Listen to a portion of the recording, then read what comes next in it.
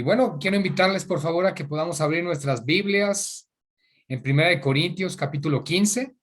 Es el capítulo que nos corresponde ahora, con el favor del Señor, el capítulo 15 de Primera de Corintios. Y vamos a estudiar del 1 al 22, versículos 1 al 22. Y el encabezado general que nos maneja este capítulo es la resurrección de los muertos, lo cual lógicamente vamos a ver parte 1 y parte 2. Quiero recordarles, hermanos, que la doctrina de la resurrección de los muertos es una de las doctrinas fundamentales de la iglesia, de la fe cristiana, porque la promesa que Dios nos ha dado a nosotros en Cristo es la resurrección. Y para que haya esa resurrección, nosotros debemos morir primero o ser transformados. Y vamos a explicar esto, pero ya sea que muramos, es decir, ya sea que este cuerpo vuelva al polvo, y nos entierren, nos sepulten.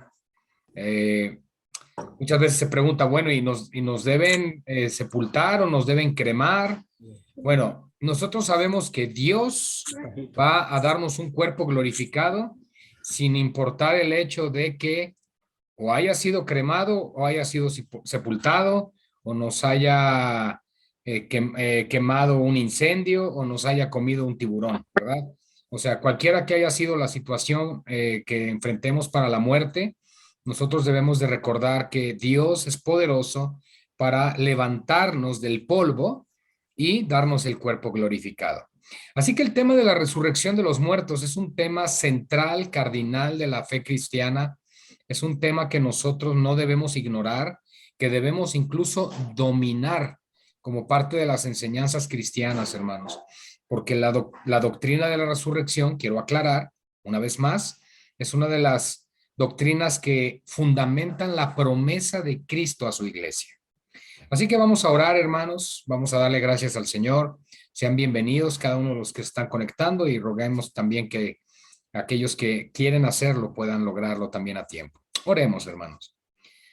Precioso Padre, queremos darte a ti gloria y honra en esta noche, con gratitud en nuestro corazón, reconociendo y sabiendo que tú eres Dios y eres Señor. Yo quiero agradecerte por la vida de cada uno de mis hermanos y hermanas que se han dispuesto a estar aquí a esta hora, ya sea temprano o noche, cual sea el caso. Señor, y oramos también por aquellos que posteriormente escucharán esta enseñanza. Y Señor, oramos porque podamos ser edificados en tu verdad y tu palabra, y porque puedas también usar mi vida, Señor, para poder transmitir la enseñanza de las Escrituras de una manera fiel. Señor, yo no vengo presentándome confiando en mis fuerzas ni en la sabiduría que me has dado, sino confiando en tu revelación y en tu espíritu. A ti damos gloria y honra y gratitud por permitirnos estudiar este pasaje. En el nombre de Jesús, amén y amén. Gloria al Señor. Bien, hermanos, pues una vez más, bienvenidos. Primera de Corintios, capítulo 15, versículo 1 al 22 va a ser el estudio de esta noche y va a ser la resurrección de los muertos, parte 1. Parte 1 de la resurrección de los muertos.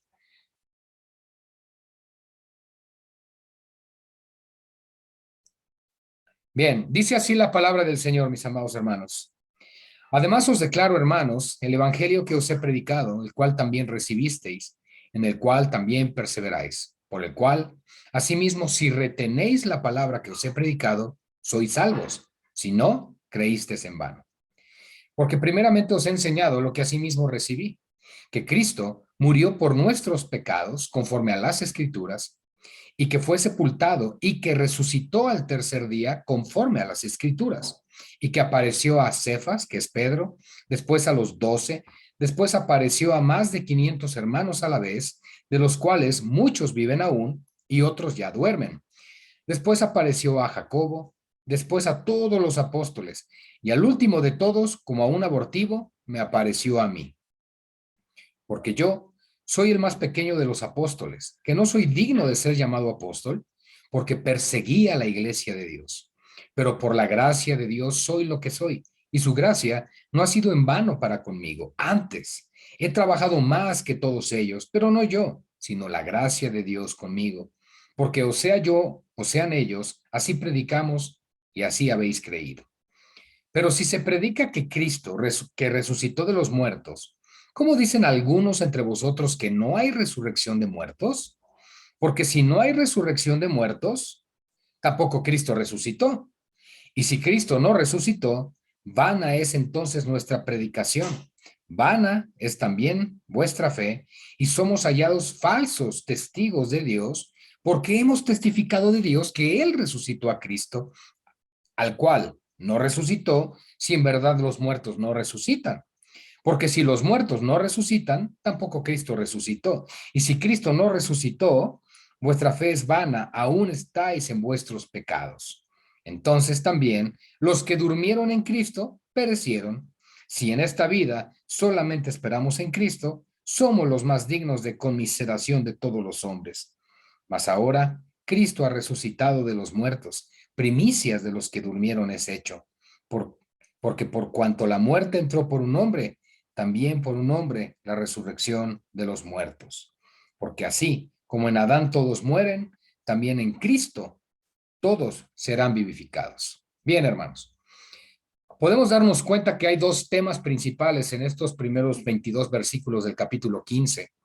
El primero de ellos es el tema de la manifestación y revelación del Cristo resucitado entre los hermanos, los apóstoles, y a su vez podemos discernir y encontrar en estos primeros versículos la doctrina tan fundamental de que el apóstol Pablo fue el último de los apóstoles de Cristo. Asimismo, comienza el apóstol Pablo a hablarnos acerca de la resurrección, confrontando el hecho de que algunos de ellos, de los creyentes, enseñaban que no hay resurrección de los muertos. Y como lo manejé en la introducción de esta corta enseñanza, la doctrina de la resurrección es la doctrina triunfalista o triunfal de la promesa de Dios para la iglesia. Porque si Cristo no resucitó, entonces, ¿qué promesa tendríamos nosotros de una resurrección postrera?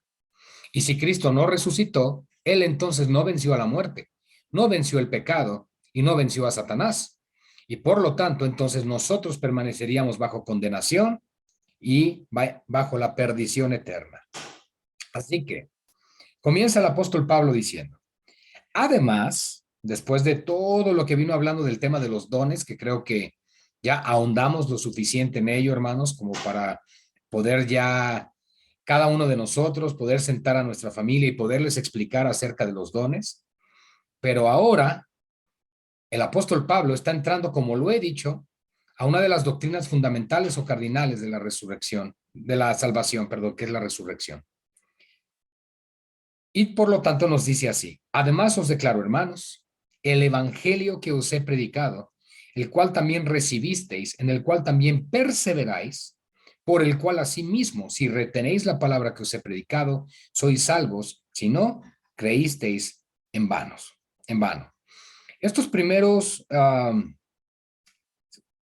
5 versículos son conocidos como el evangelio según Pablo, porque precisamente él está sistematizando o está acomodando la doctrina de la resurrección de Cristo junto con todas las doctrinas cardinales del Evangelio. ¿Cuáles son? Ahora, ¿qué quiero decir con una doctrina cardinal? Es una doctrina que apunta a la dirección hacia donde debemos andar. En otras palabras, es una doctrina fundamental, la cual no se puede comprometer. Es una verdad bíblica que nos une como iglesia y que la iglesia de Cristo ha creído por 19 siglos y que por lo tanto no podemos cambiar. Es no comprometible. Así que los primeros 5 versos es el Evangelio según Pablo y los primeros 2 versos es un recordatorio a que si no permaneces o no perseveras en el camino del Señor, entonces tu creencia ha sido en vano. Yo creo que cada uno de ustedes, al igual que yo, en algún momento de nuestro caminar cristiano, hemos experimentado dudas, cansancio, frustraciones. Y hay momentos que decimos, ¿realmente valdrá la pena estar haciendo todo esto? Pero precisamente es el Espíritu de Dios, es Cristo en nosotros, quien nos produce con el denuedo que Él solo puede dar, el querer como el hacer. Él es el que nos da el aliento cada día. En ocasiones te puedes desanimar si como padre de familia convocas a tu familia para el devocional familiar y no llegan o están ocupados o te dice uno, ay, es que yo estoy en el baño y el otro, ay, estoy en una llamada y puede comenzar esa frustración de que es que ¿por qué no vienen? ¿Por qué si yo los estoy llamando? O como pastor de repente el que, ay, faltaron muchos hermanos a la iglesia, pues ¿qué estará pasando? Y ese tipo de cosas humanamente nos pueden desanimar. O incluso tú mismo, que te has puesto el reto, el desafío de decir, ahora sí voy a orar y leer la Biblia todos los días. Y al tercer o cuarto día se te olvidó, tuviste un compromiso, llegaste tarde del trabajo y te das cuenta que tampoco pudiste. O tú como ama de casa y dices, bueno, ahora sí me voy a invertir en esto para enseñarle a mis hijos y demás. Y comenzaste el primer día, viste algunos videos en YouTube para equiparte como mujer piadosa y sabia, comenzaste a leer algo de proverbios y de pronto después de unos días te das cuenta que ya no pudiste continuar.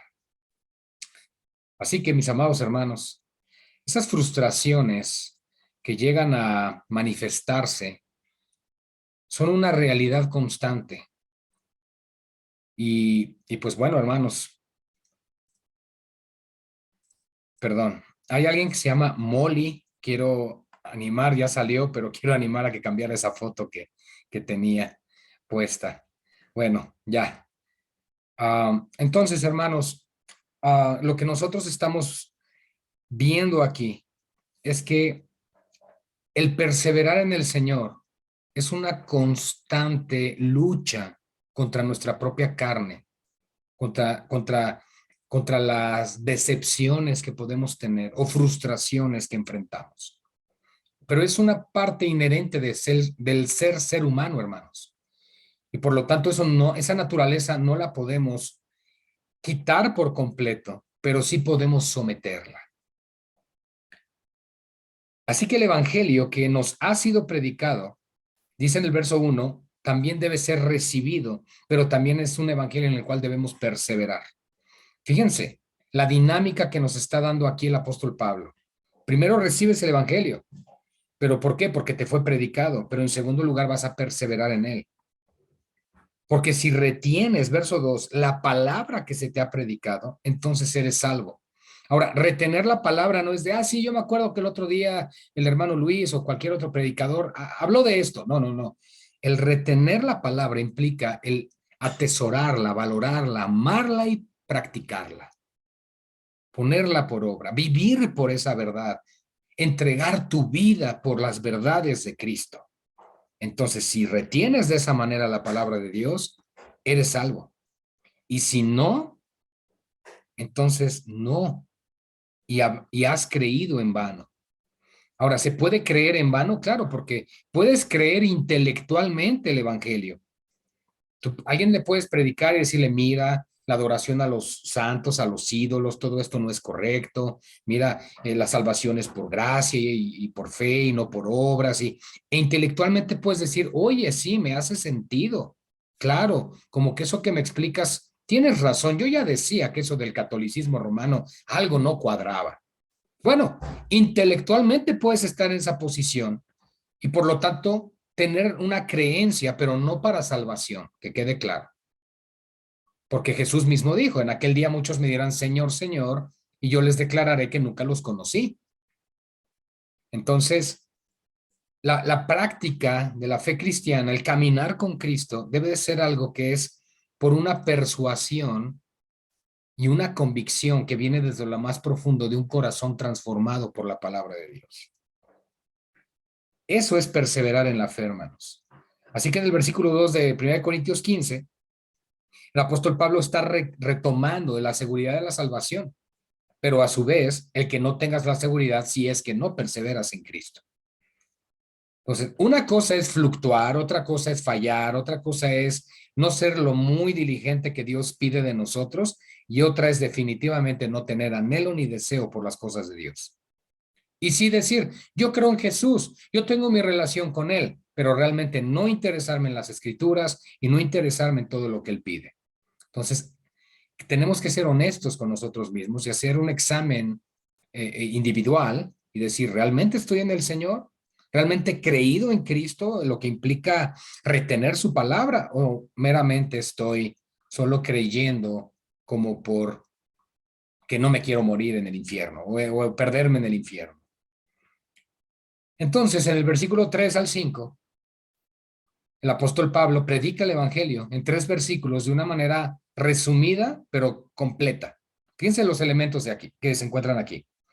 Porque primeramente os he enseñado, perdón, lo que asimismo recibí. Y recordemos que él lo recibió de Cristo mismo, no de los apóstoles. Que Cristo murió por nuestros pecados. El primer elemento clave que nosotros debemos retener como cristianos es Cristo murió en mi lugar. Cristo murió por mis pecados. Eso que me lleva a entender o a pensar que la salvación no la puedo ganar o merecer u obtener yo. Entonces, Cristo murió por mis pecados. 2, mi situación era tan grave delante de Dios que Dios tuvo que ofrecer a un sacrificio sustituto en mi lugar. Entonces, hay varias verdades que se encierran en una sola frase. En el simple hecho de la frase, Cristo murió por nuestros pecados. 2, conforme a las Escrituras. ¿Qué es lo que tiene Pablo por autoridad? La palabra de Dios. Siguiente, y que fue sepultado. ¿Qué significa esto? Que literalmente murió, que no es un lenguaje poético el hecho de considerar que Jesús murió en una cruz. No es una historia hipotética, no es una narrativa de historia, sino es una realidad que se estableció. Jesús fue sepultado. Y si fue sepultado es que él murió y que él tuvo un cuerpo que fue llevado al madero, a la cruz, y que resucitó. Entonces, doctrinas fundamentales y cardinales de la fe cristiana, hermanos. Cristo murió por mí, Cristo fue sepultado y Cristo resucitó. La resurrección es el clímax de la redención. Es la consumación total y final de la victoria de Cristo sobre todos sus enemigos. ¿Por qué? Porque la muerte no lo pudo retener, Satanás no lo pudo vencer, no pudo acabar con él en el infierno, y el pecado no lo pudo condenar porque llevaba nuestro pecado, pero él no era pecador. Entonces son los tres aspectos o fundamentos de la salvación o de la predicación del evangelio. Por eso hemos llamado esta sección el evangelio según Pablo. Así que primeramente nos enseñó lo que él recibió, que Cristo murió por nuestros pecados, primer elemento, conforme a las escrituras. 2, que fue sepultado, y el tercero, y que resucitó al tercer día. ¿Qué haces tú al bautizarte en agua? Estás identificándote con tu maestro en su muerte, sepultura y resurrección. El viejo hombre muere, es sepultado en las aguas y sale de las aguas con la aspiración a una nueva vida con Cristo. Entonces, el bautismo en agua tiene esas implicaciones, además de que implica la obediencia al Señor y demás. Pero entonces te estás identificando con Cristo en lo que Él padeció por ti y por mí. Entonces, el bautismo en agua no debe tomarse a la ligera. Y no cualquiera que llegue y te diga, ay, me quiero bautizar así, órale. No. Digo, tenemos a Felipe bautizando al eunuco etíope, bueno, a este africano que lo bautizó en el libro de Hechos, pero hay registro de que él era un varón piadoso, que era conocedor de las escrituras del Antiguo Testamento, y por lo tanto eso da cierto respaldo para poder bautizarle.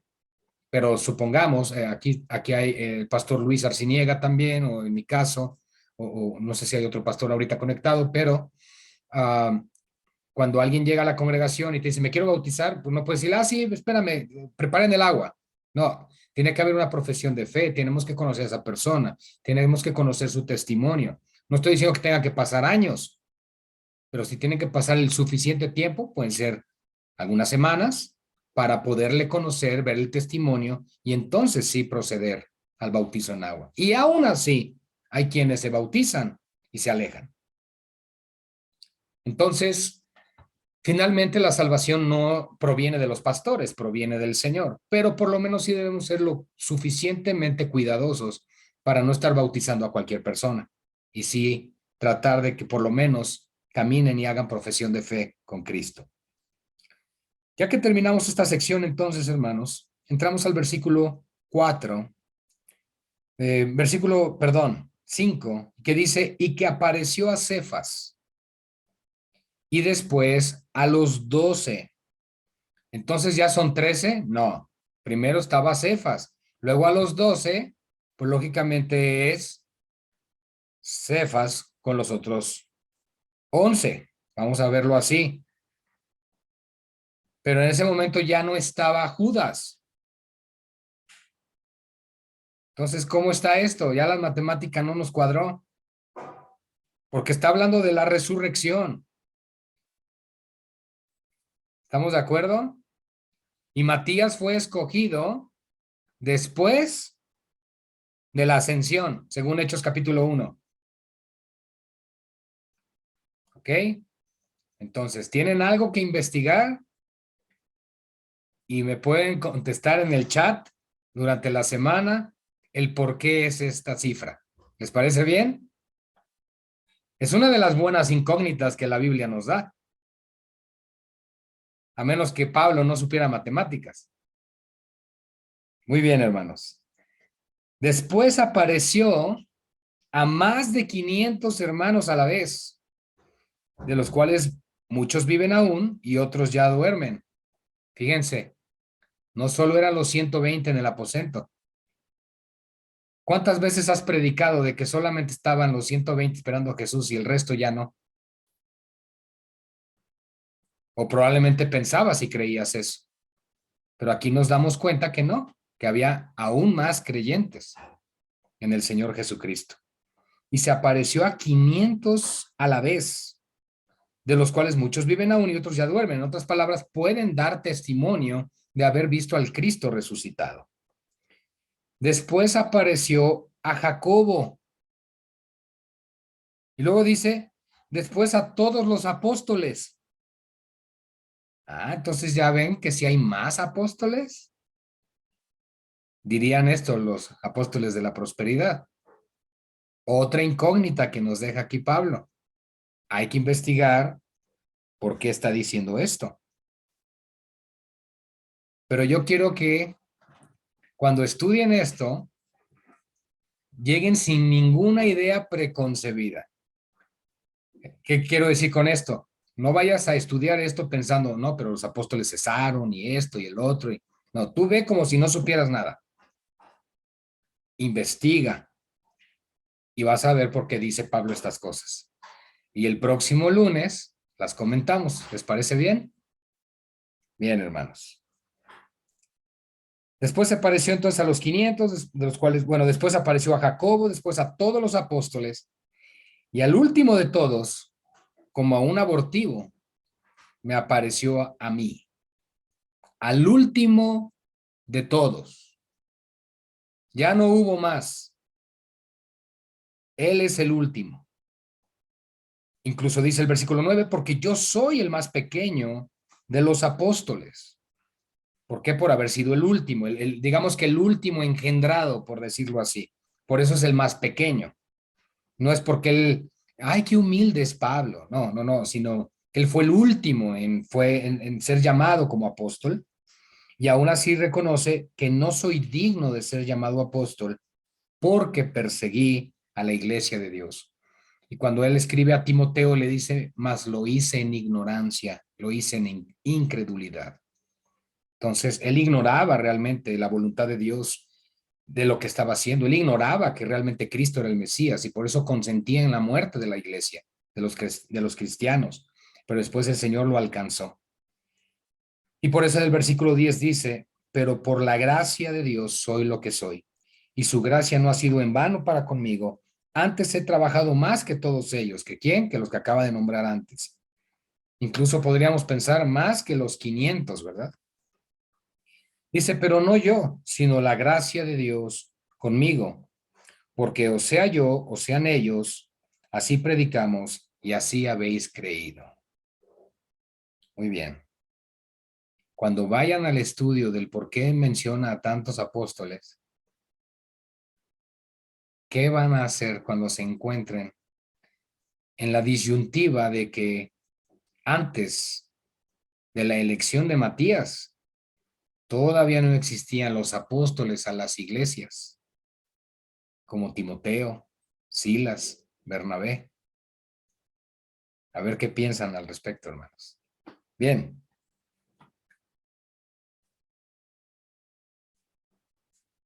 Porque o sean ellos, perdón, así predicamos y así habéis creído.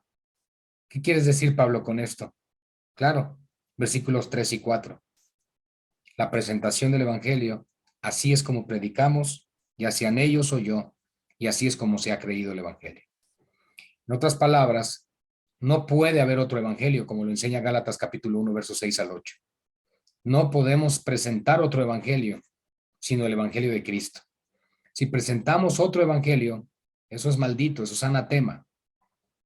El mensaje del Evangelio debe cuidarse y preservarse tal cual fue revelado.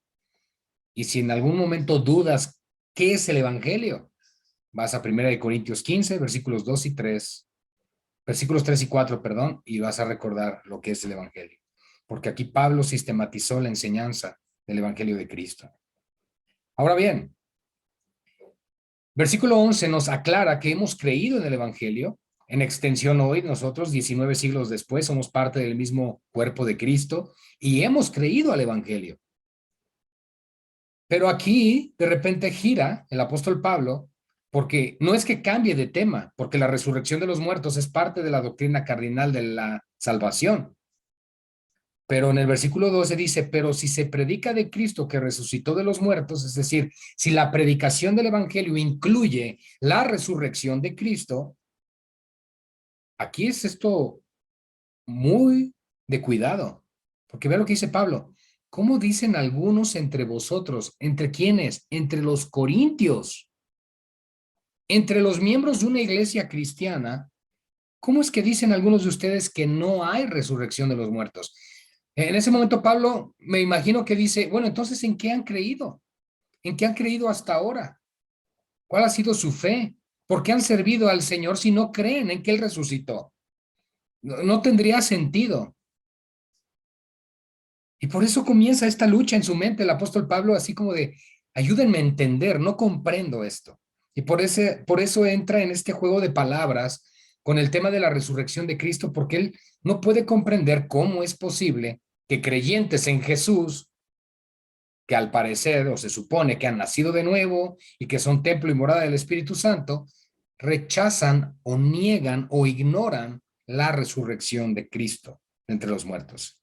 Por eso dice, ¿cómo dicen algunos entre vosotros que no hay resurrección de muertos? Me imagino a Pablo escribiendo esto de una manera perpleja, perdón.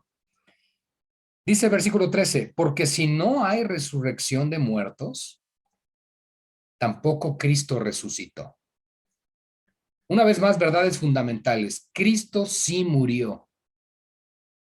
¿Recuerdan que existió algo en el primer siglo llamado gnosticismo? El gnosticismo del primer siglo decía, la carne es mala, pero el espíritu es bueno. Démosle vuelo a las cuestiones de la carne, al final el espíritu es bueno. Esta dualidad, pues por supuesto, es antibíblica. Pero había otra enseñanza más, que era el famoso ascetismo en el primer siglo, que decía que Jesús solo era espíritu, pero que él no vino en un cuerpo, que él no vino con un cuerpo humano. Entonces, hermanos, las doctrinas fundamentales de la fe cristiana es que Cristo era un hombre, pero era Dios hecho hombre. Las doctrinas fundamentales de la fe cristiana es que con ese cuerpo humano él murió. Las doctrinas fundamentales de la fe cristiana es que ese cuerpo fue sepultado. Las doctrinas fundamentales de la fe cristiana es que ese cuerpo fue glorificado en la resurrección. Y las doctrinas fundamentales de la fe cristiana enseñan que con ese cuerpo glorificado, Él ascendió al Padre. Y las doctrinas fundamentales de la fe cristiana enseñan que con ese cuerpo glorificado Él volverá por la iglesia. Entonces, son verdades que no podemos comprometer. Y por eso Pablo está atónito diciendo, ¿cómo es que algunos de ustedes niegan la resurrección? Ahora, nosotros sabemos hoy aquí en Occidente que hay doctrinas orientales que hablan de la reencarnación, las cuales son completamente antibíblicas, porque Jesús no reencarnó, Él resucitó. Y la promesa de Cristo no es que reencarnaremos, sino que resucitaremos. Porque las doctrinas de la reencarnación hindúes lo que enseñan es que cada reencarnación es para tener la oportunidad de mejorar la vida anterior hasta que llegues al punto de la plenitud de una vida perfecta y te vuelvas un ser de luz. Pero lo que no reconocen ellos o no entienden es que cuando de manera apologética, es decir, cuando defendemos la fe y les mostramos el error en el que están, les hacemos ver el siguiente error. Si ustedes están diciendo que cada vida se están perfeccionando, tuvo que haber existido en el principio una vida perfecta, porque no pudieron haber iniciado mal. Y ahí es cuando se quedan, porque no tiene sentido la doctrina de la reencarnación. Por eso es que la doctrina de la resurrección de Cristo es una doctrina fundamental para los cristianos. Porque Cristo, mis amados hermanos, quien es la primicia, el primero en resucitar, Él nos da evidencia de que el cuerpo con el cual morimos es el cuerpo que tendremos, pero glorificado. Ahora, no me pregunten si vamos a resucitar de la misma edad que Jesús, o de la edad cuando morimos, o si cuando éramos niños, o si cuando fuimos viejitos. No me lo pregunten porque la Biblia no lo dice y no les voy a poder decir. Lo único que sí les puedo decir es que vamos a resucitar. ¿Podríamos especular? Podríamos especular. Si me permiten especular, creo que todos tendríamos la edad en la cual morimos, pero que soberana y sobrenaturalmente nos podríamos reconocer en el cielo. Es lo único que yo podría especular. Porque si alguien muere hoy y yo todavía vivo 50 años más, por decirlo así, pues ustedes se van a acordar, el que murió hoy se va a acordar de mí como me vio hoy, no como voy a ser en 50 años. Entonces, no va por ese lado. Por el otro lado, podríamos especular que todos resucitaríamos de la edad de Jesús, también podría ser, pero son especulaciones, así que no podemos dogmatizar o asegurar algo que la Biblia no diga, hermanos. Ahora, dentro de este punto, en el versículo 13, pues hace una pregunta o una afirmación Pablo que tiene todo el fundamento y toda la lógica para apelar al sentido común cristiano. Porque si no hay resurrección de muertos, tampoco Cristo resucitó.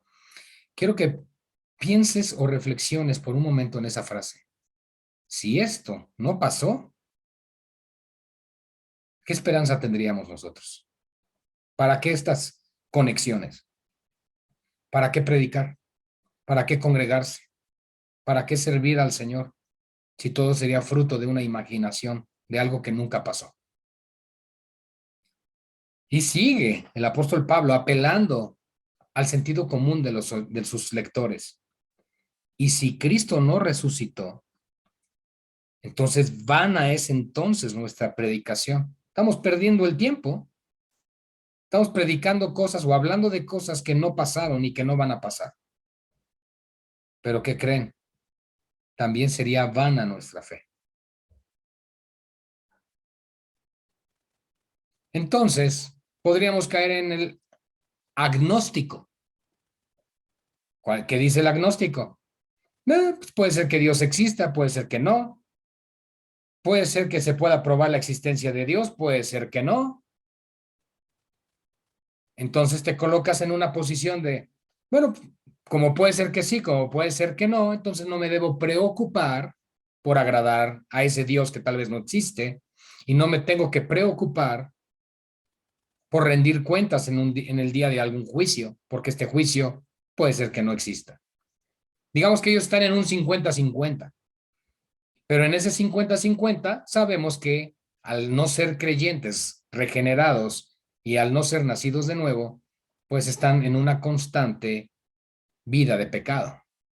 Eso es evidente. Ahora bien, ahora agrega Pablo acerca de todos los predicadores, en este caso, por supuesto, el contexto, los apóstoles. Dice, y somos hallados falsos testigos de Dios. Entonces, aquí el tema o el punto no es negar o no la existencia de Dios, porque en sí el necio dice en su corazón, no hay Dios. Entonces, ok, Dios existe, pero a lo que está apelando el apóstol Pablo es a este argumento de algunos creyentes en la iglesia de Corinto que dijeron, Cristo no resucitó, no hay resurrección. Entonces dice, somos testigos falsos de Dios, porque hemos testificado de Dios, es decir, hemos hablado en nombre de Él, diciendo que Él resucitó a Cristo. Entonces, hermanos, yo creo que esto nos debe llevar a recapacitar, no solo a los corintios, también a nosotros, porque ¿dónde está nuestra fe y nuestra seguridad y confianza en Cristo? Porque por el otro lado, y esto es aplicable hoy en el siglo XXI, si todo lo que está hablando Pablo, por el contrario, sí sucedió, es decir, sí resucitó Cristo, sí ascendió a la diestra del Padre y sí volverá por nosotros y por supuesto envió al Espíritu Santo, entonces, ¿cómo debemos vivir a la luz de esa verdad? Porque a veces como cristianos vivimos como si no fuese a haber resurrección. Ese es otro aspecto de la enseñanza que también debemos cuidar y procurar. Al cual no resucitó Dios, estoy en la segunda parte del verso 15, si en verdad los muertos no resucitan. Porque todavía Pablo en su reflexión al respecto dice, porque si los muertos no resucitan, tampoco Cristo resucitó, como lo dijo en el verso 13. O sea, quiere hacerles ver el grave error en el cual se encuentran. No es una cuestión como de, oye, es que van a trastornar la fe, oye, es que van a hacer que las iglesias se vacíen. No, no, no. Notemos lo perjudicial que es esto, sobre todo para aquellos que lo están diciendo. Porque estos mismos que lo están diciendo, si son del Señor, porque seamos honestos, aún siendo de Cristo podemos tener doctrinas erradas. Pero lo grave de esto es que están negando una doctrina fundamental. Si tú me dices, no, ¿saben qué? Es que yo creo que Jesús va a regresar a la mitad de la tribulación. Bueno, pues, no hay problema, qué bueno que creas eso. Lo importante es que crees que Él vuelve, punto, ya. Pero cuando tú me dijeras, yo creo que Jesús no resucitó, espérame. Ahí sí creo que estamos en un serio problema. Y por eso es que Pablo está confrontando esta situación. Y lo está llevando a los corintios a través de esta carta de diferentes aspectos, desde diferentes perspectivas, para que los corintios reflexionen, lo piensen. Por un lado, bueno, si los muertos no resucitan, entonces Cristo no resucitó. Por el otro lado, si Cristo no resucitó, entonces somos falsos testigos de Él porque hemos testificado que Él resucitó a Cristo. Y a su vez, si los muertos no resucitan, pues vana es la predicación y vana es la fe. Entonces son los aspectos que Pablo quiere llevar a su audiencia a reflexionar. Y creo que nosotros debemos reflexionarlo también, hermanos, porque son verdades que nos deben mantener y preservar en una fe viva con Cristo. Y si Cristo no resucitó, 17, termina esta parte, vana o vuestra fe es vana, y aquí viene lo más grave para nosotros, aún estaríamos en nuestros pecados. Y si aún estamos en nuestros pecados, implica que seguimos bajo nuestra condición caída. Y si estamos bajo nuestra condición caída, permanecemos en Romanos 3:23, destituidos de la gloria de Dios. Entonces, yo les pregunto en esta noche, amados hermanos, ¿es importante la doctrina de la resurrección? Claro, por todos estos aspectos. Y ruego a Dios, hermanos, que esta enseñanza les pueda ampliar aún más el entendimiento y el panorama del Evangelio de Cristo. Porque cada uno de los elementos de la redención son gloriosos y son tan vastos y tan profundos y tan extensos que no los podemos comprender. Bien cito la frase de Charles Spurgeon que dijo, ni 100 vidas me alcanzarían para entender la cruz de Cristo. No podemos ser eruditos de la crucifixión, hermanos, porque no es algo que no podemos comprender. El simple hecho de decir, un inocente murió en mi lugar, Dios se hizo carne y murió por mí, no lo entiendo. No lo entiendo, seamos honestos, es algo que no podemos comprender. Nuestra cabecita, nuestra materia gris no da para más. No podemos entender esto. Por eso vivimos por fe y no por vista. Y creemos esto y lo predicamos y lo enseñamos. Y puedes escuchar a todos estos predicadores que Dios les ha dado una erudición gloriosa, hermosa. Pero a pesar de eso, ellos mismos te van a decir, no entiendo cómo es que Dios pudo amarme a mí. Entonces, hermanos, estos elementos del Evangelio deben mostrar a Cristo cada vez más glorioso y cada vez más precioso. Porque aunque no entendemos los grandes misterios y profundidades de las Escrituras, hay algo que sí podemos entender. Dios nos amó y murió por nosotros. ¡Wow! Entonces, ahora los lleva a una reflexión más profunda, versículo 18.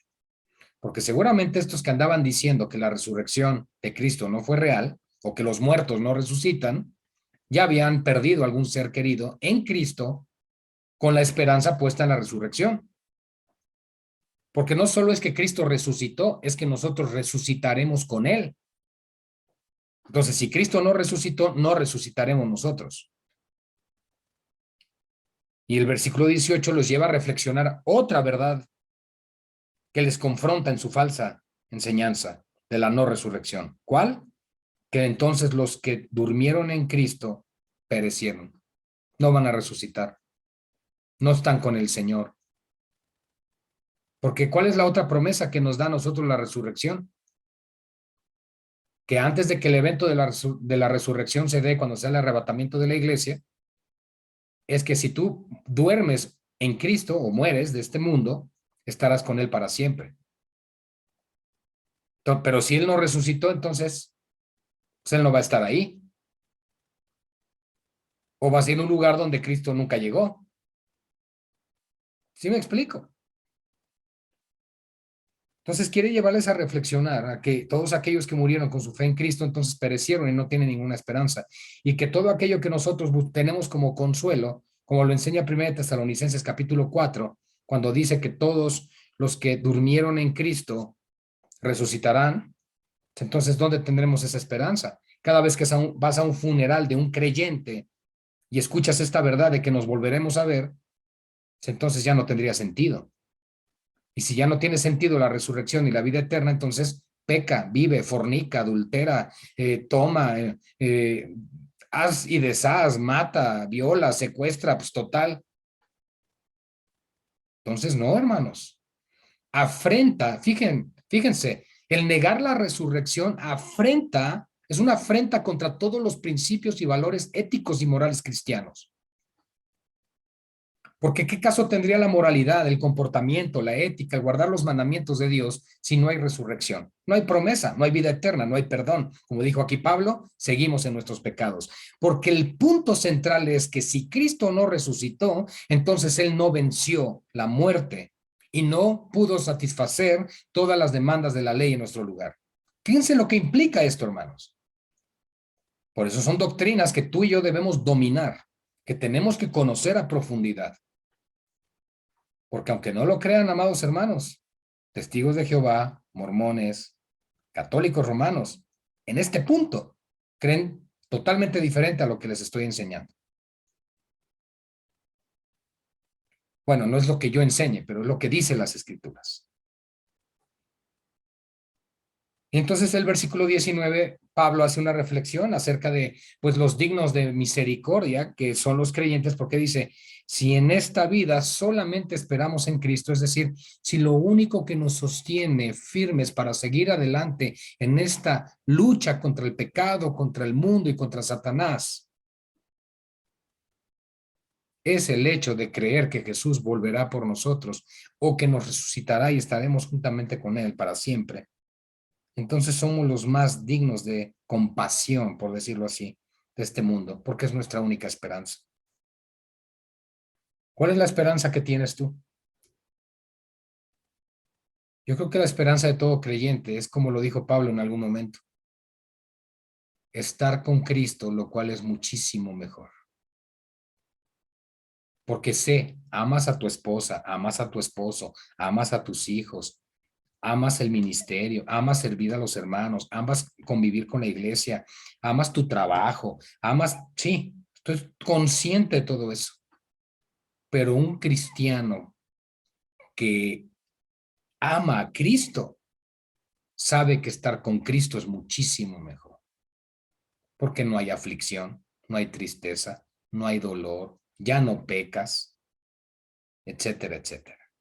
Entonces, si lo analizas, es mejor. Por eso dice Pablo, si los que esperamos en el Señor es nuestro último y único consuelo, pues somos los más dignos de misericordia en este mundo, porque es nuestra única esperanza.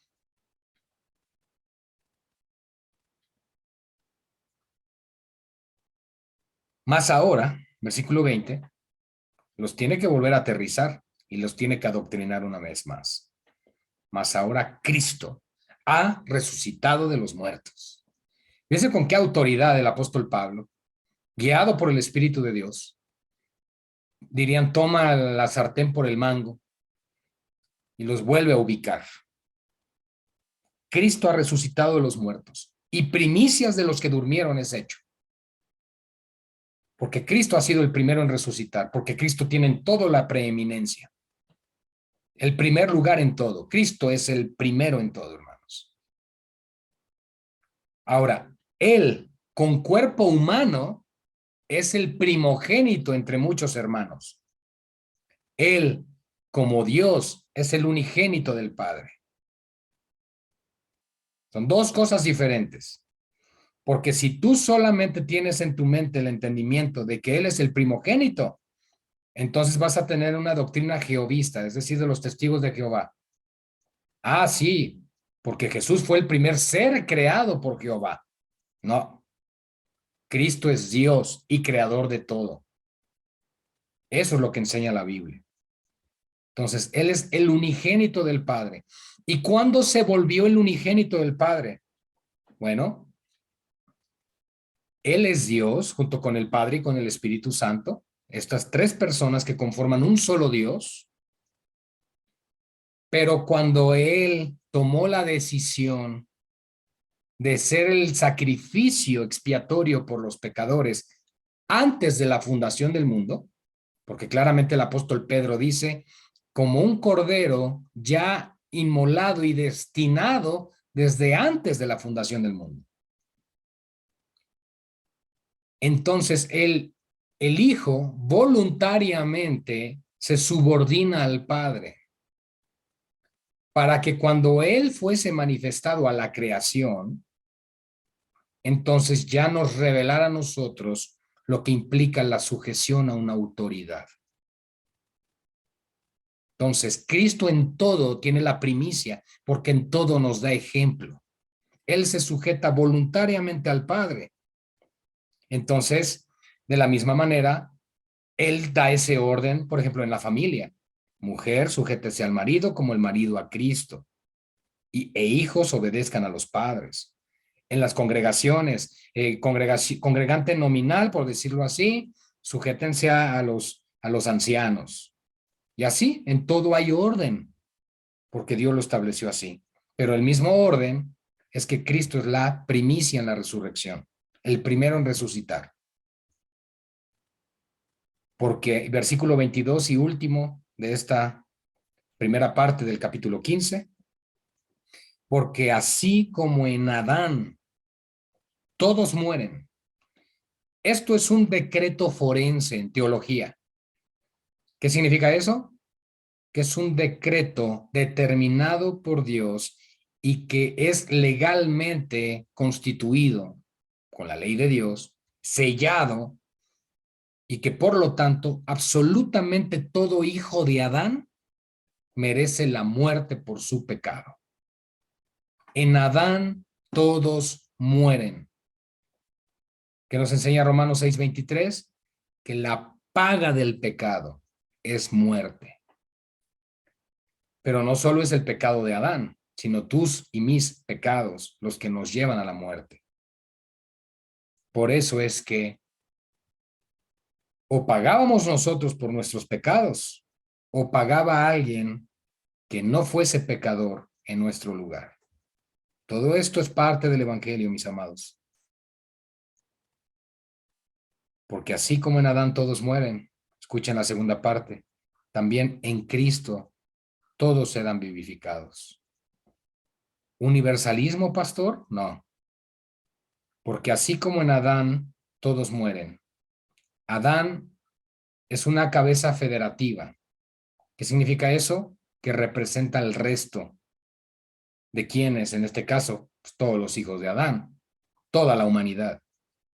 Y cuando dice también en Cristo todos, Cristo es otra cabeza federativa y también está representando a un grupo que es todos, pero no pueden ser los mismos todos que representa Adán, porque los que representa Adán, todos mueren, es decir, todos merecen muerte, y los que representa Cristo son los salvos, los vivificados, los elegidos, los escogidos, los regenerados por Dios. Porque si Cristo representara a toda la humanidad caída, no habría infierno, no habría condenación para el impío. Entonces, otra lección más para nosotros, amados hermanos. No siempre que la Biblia dice todos, es todos. Tenemos que entender el contexto del texto para poder saber a quién se refiere con ese todos. Como Juan 3:16. De tal manera amó Dios al mundo para que todo aquel que en él cree. Entonces, los que no creen no entran en Juan 3:16. Entonces, no podemos decir que Juan 3:16 dice que todos se van a salvar. Eso es parte de hacer un ejercicio hermenéutico de los textos para poder nosotros realmente rescatar la verdad del texto y no estar predicando cosas que Dios nunca dijo.